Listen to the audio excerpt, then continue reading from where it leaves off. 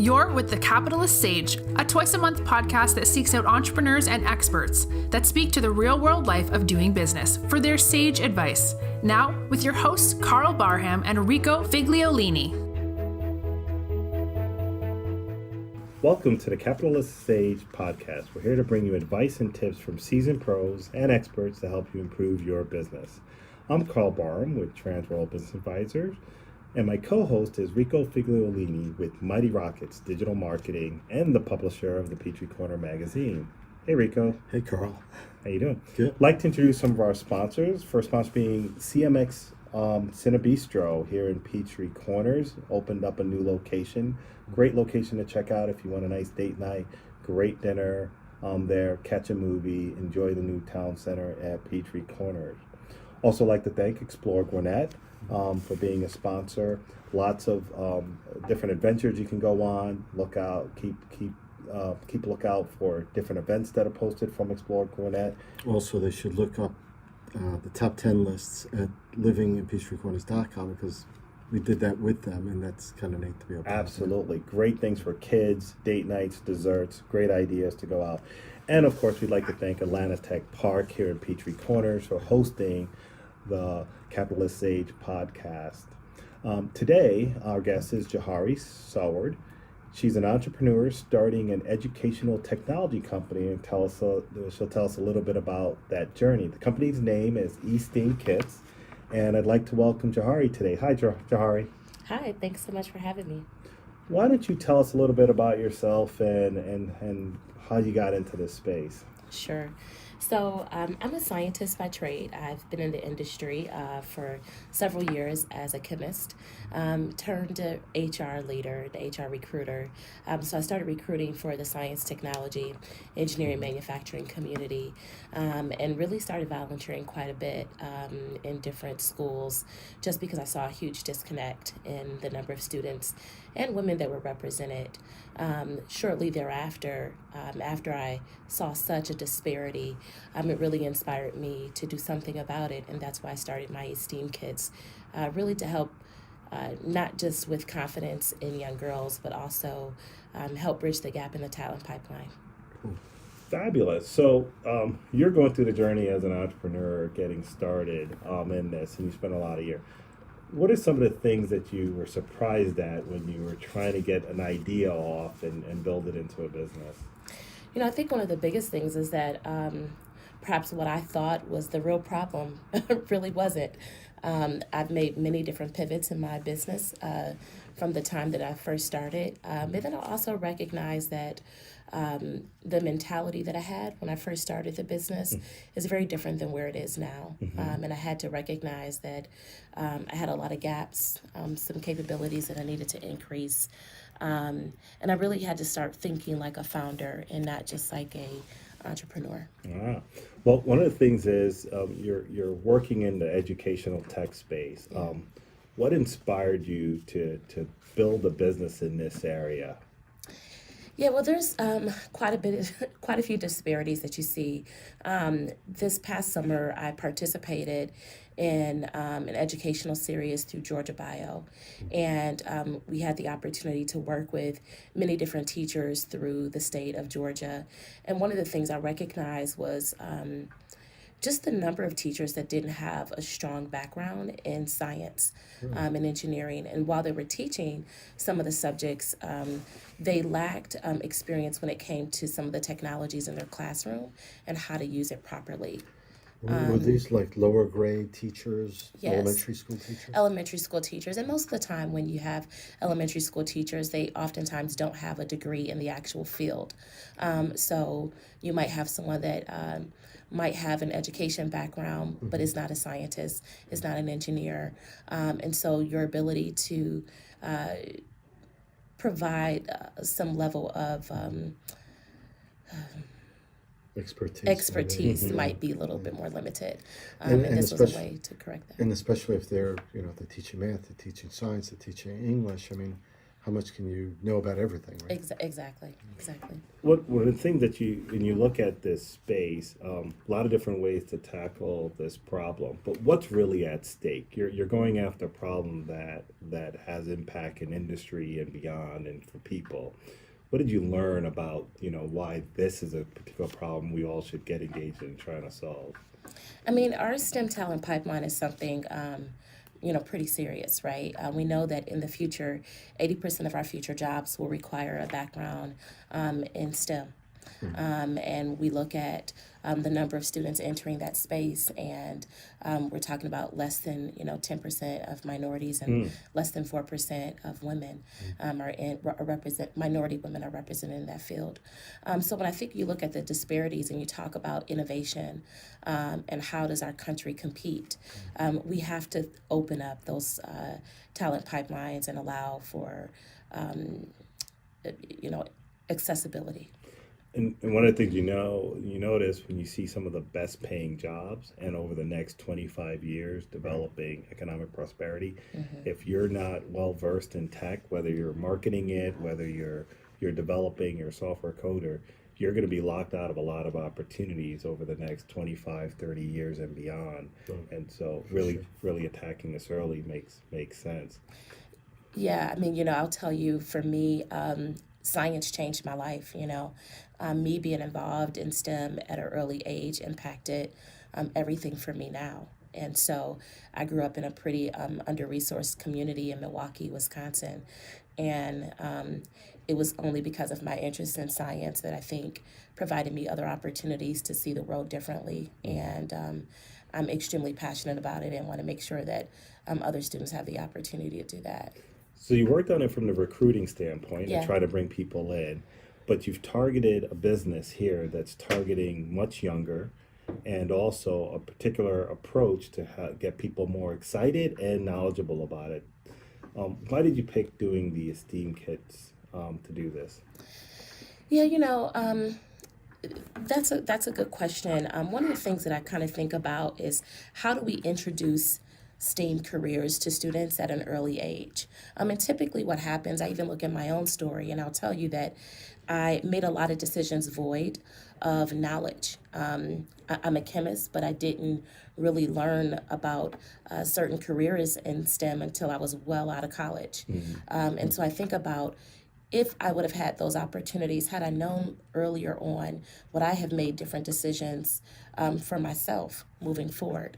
And I think that was my goal in my ESTEAM Kits, is how do we help bridge the gap in understanding different careers and giving them access to those careers at an earlier age. One of the reasons why I targeted middle school specifically is because that's typically where you start to see the gap or the fall off with girls' interest in STEM education. They peak kind of at that 3rd to 4th grade level where they have a high interest, and then typically by 7th and 8th grade that number dwindles by almost 30 to 40%. And that's a significant drop off. Do you know why that happens? There's two reasons. One is the lack of interest, and the other is the lack of role models and accessibility. So one of the things that my ESTEAM Kits really aims to do is kind of bridge those two things together. So we introduce them to STEAM careers through hands-on projects, but we also align them with STEM mentors on a monthly basis in those aligned areas. Within that subscription model? Exactly. Really? Exactly. So you're not just sending out a box with STEM stuff in it. Right, no. You're supporting it even further through. Exactly. And that's really what we wanted to get to. How do we help solve for the real problem? Not just increasing their interest level, but really giving them the opportunity to see themselves actually working in that space and see themselves as a potential valuable contribution to society.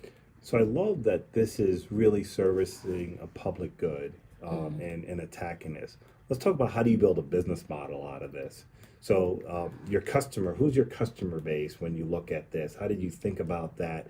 How do you think about collecting revenues? Who pays for these things? Because I could see the payer is different than the person that benefits from it versus the person that makes the decision. Help me understand how you started to dissect that. Yeah, so let me start by telling you that initially when I started the business, my business model was very much a direct-to-consumer approach or B2C model where I really was focusing a lot of efforts on reaching out to parents and identifying parents that would be interested in purchasing a box. But I think also when I look at my mission, the question is there enough disposable income in that market to be able to support subscription boxes on a monthly basis without cancellations? And so one of the things that we've been able to do is think a little differently about my business model and really reaching out to nonprofit organizations and after-school programs that still support STEM efforts, but now gives them the opportunity to use our model and use our boxes as a way to support their after-school STEM programming. One of the good things about that is that our box has been able to prove out some pretty significant data as it relates to self-efficacy in STEM. And so we know for a fact that our boxes help with not just increasing your confidence in science and engineering or science and math, but it also changes the way that you think about yourself, and we do that specifically with the STEM mentor matching. Let me ask you something, because I just thought of two things as you were doing that. Sure. One is you went from selling to consumers to more mass, which is interesting because a lot of businesses tend to find selling to a place or a market where they have multiple areas that they can sell through to is more profitable and makes sense business-wise also. The other thing is you're collecting data to a degree, which if you're doing it broad enough, could have an impact as well in the industry. Absolutely. Hopefully, it'll form into a white paper sometime soon. So that's what I would love to see happen. Or a lot of folks now, data is becoming more valuable very often. If you're able to collect data on what's effective, people can learn. Why don't we tell people what's in a typical box? If you were to describe a box to a person, what's in it? What would a person that's using the box do? Yeah. And what's the outcome from that? So, I'll tell you a little bit about maybe the first couple of boxes that we had. So our first box, we really just launched in February of this year. Our first box was a cosmetic chemistry box where we introduced students to careers in cosmetic chemistry. We included all of the safety materials like your lab coat and your safety glasses and your gloves and talked about the importance of that. But then we also gave them real lab instrumentation. So we gave them real beakers. Some got graduated cylinders. We also provided them with all the materials that you need to actually create the products. And so that was the finished product containers, the emulsifying wax, the stearic acid, the aloe vera. Everything is obviously safe and nothing that could be dangerous or anything like that. But that was a very exciting box for it to be our first one. This last month we did one on paper science, on how to make paper out of pulp. And then our next month's box, which will be coming out this month and will be delivered in May, like the end of May, is an intro to biomedical engineering. And so they will create a heart pulse monitor using an Arduino board. And so it's a lot of just good introductions to the industry and to these different fields. And I would say on average, we also include the instructional videos with it, along with some information about the different careers in that area. Got it. So I notice, where do you get the inspiration so far? And as you think about it in the future, where would you get inspiration to come up with different boxes for the kids? Yeah, being that I've been in the recruitment space in the STEM industry, I look at careers that'll be in high demand by the year 2026. So I really want to make sure that I'm being strategic in the type of boxes that we put out to the public and making sure that they have an introduction to careers that will be in high demand in the near future. So that's how we come up with some of the boxes that we're coming up with.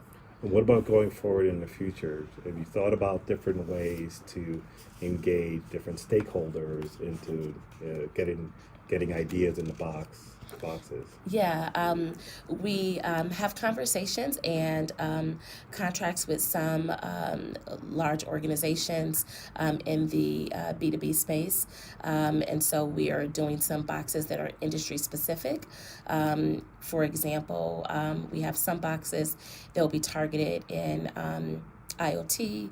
We have other boxes that will be targeted in electronics, but the future is to have boxes that corporations curate and help sponsor themselves as an introduction to STEM careers within those organizations. Very interesting.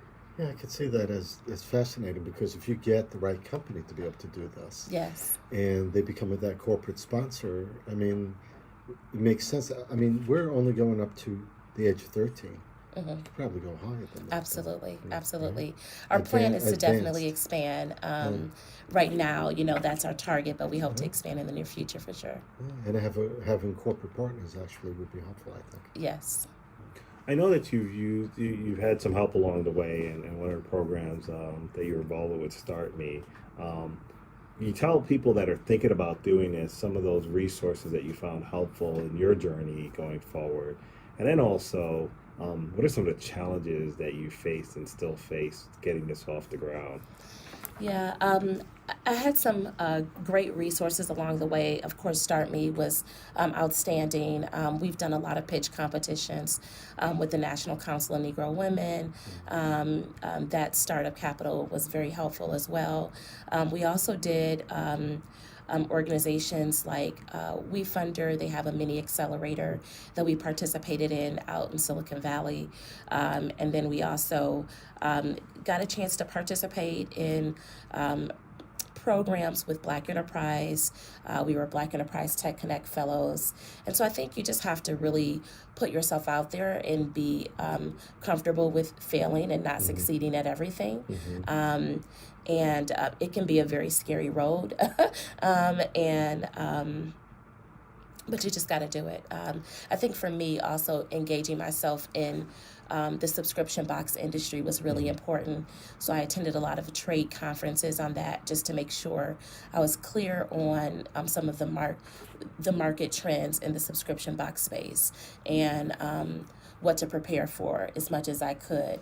I would say as far as biggest challenges that I'm seeing thus far is definitely in product market fit, but also just in growth strategy. I don't question my ability to grow. I think right now it's a question on how will I grow and what would be the highest value at this point.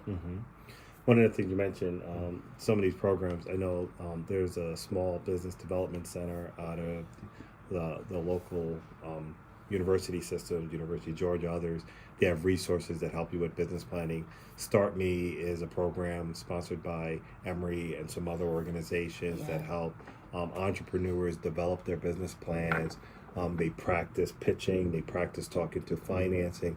But it's amazing the number of resources that are out there to help you and the value of building networks of people that not only can help you, with the details of how to do something, but their networks and connections into industry, business, finance, etc., to help bring you along that way. So it's smart that you're figuring out how to utilize each one of those as you're going through the journey of building a company. I'm actually thinking that I admire the fact that you're willing to evolve.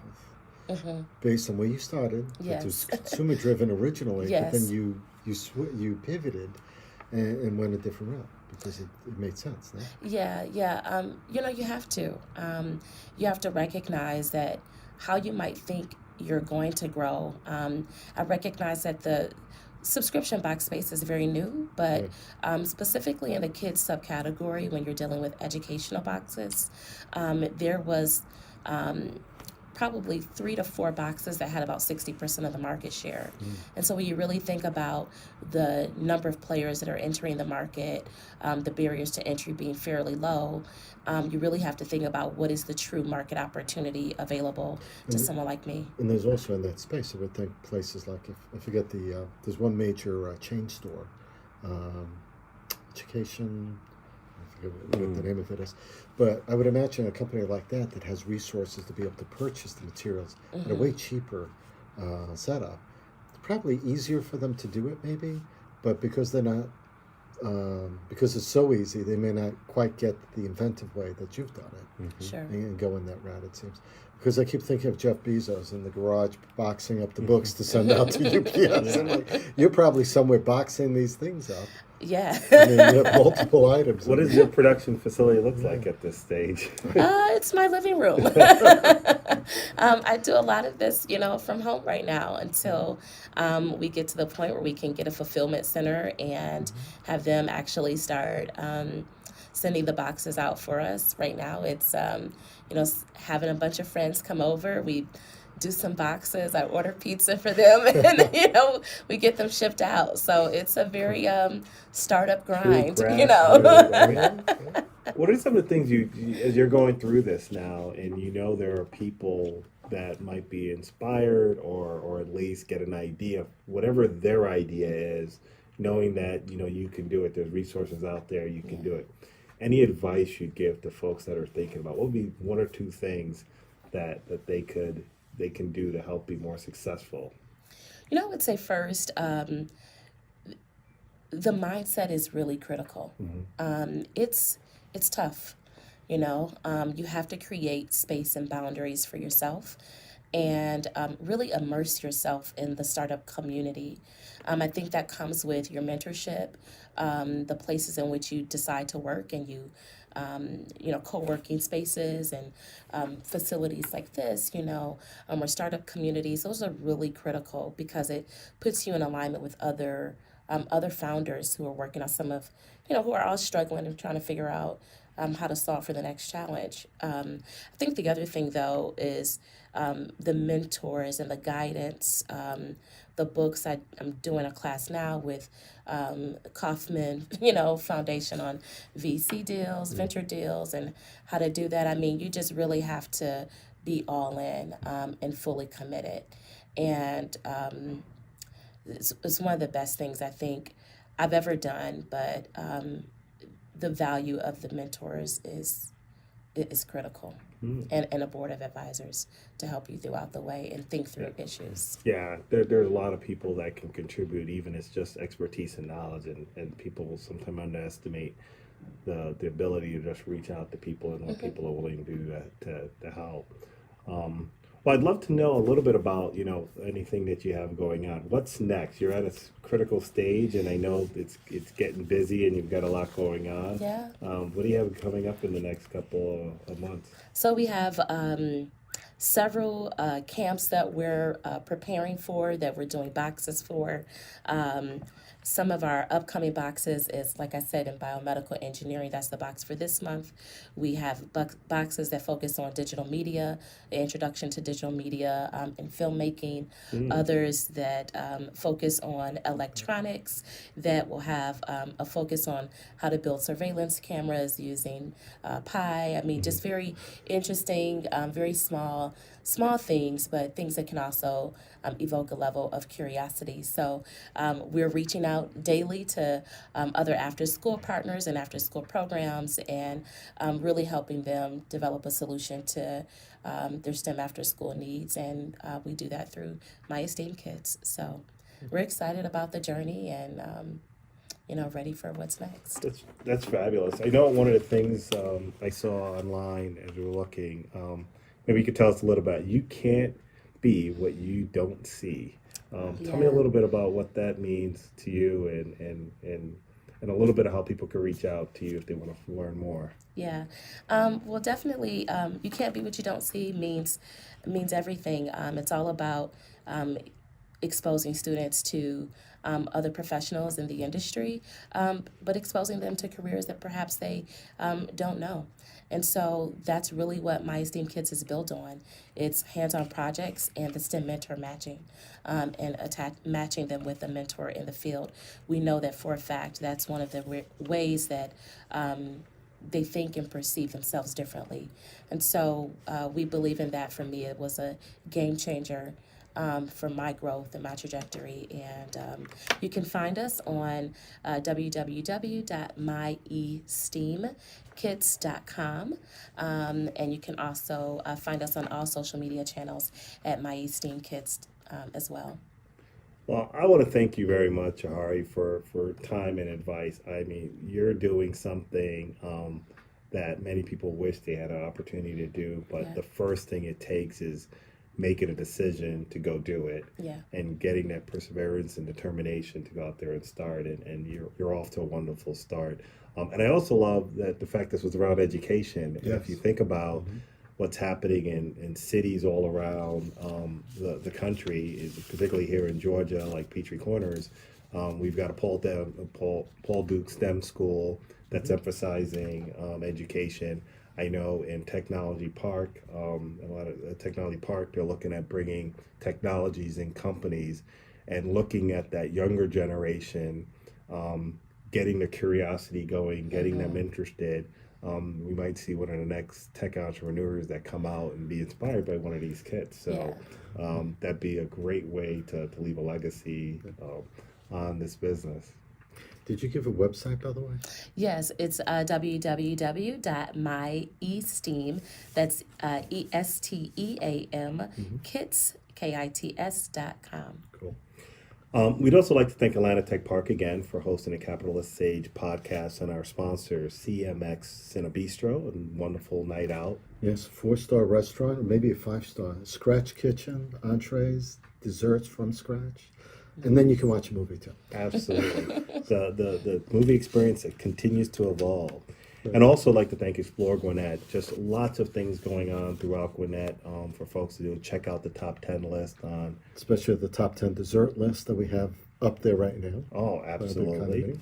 And I want to thank Rico for continuing to do a great job with the Peachtree Corner. Karl's the one that does the heavy lifting. So thank you. But anyway, if anyone needs help, I'm Karl Barham with Transworld Business Advisors of Atlanta Peachtree. We're here to help people, business owners out there that are looking to grow their business or maybe looking to exit from one business into another. I can be reached at kbarham@tworld.com, or you can visit our website at www.tworld.com/Atlanta Peachtree. Transworld's available to help people with a consult on what they want to do next with their business. And Rico. Well, I'm Rico Figliolini. I'm a co-host here with Karl. Thank you, Karl. Karl's the driver, really, of this podcast. I do several, and this is one of them. The others are, you should check online for Peachtree Corners Life. We have an upcoming interview on there. The Ed Hour, we're putting together a show on that one. And Prime Lunchtime with the City Manager, and we do that once a month. I'll be coming up after the 4th Tuesday this month with Brian Johnson, the City Manager.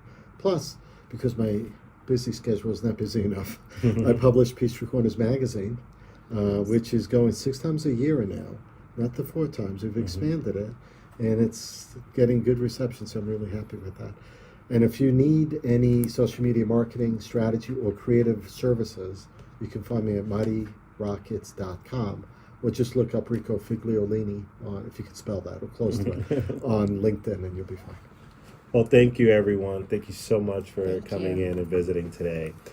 That's the Capitalist Sage podcast signing out. Have a good day, everyone. Take care. This has been the Capitalist Sage with Karl Barham and Rico Figliolini, the twice-a-month podcast with entrepreneurs and business experts. We hope you enjoyed this episode. Want more? Visit our website at capitalistsagepodcast.com.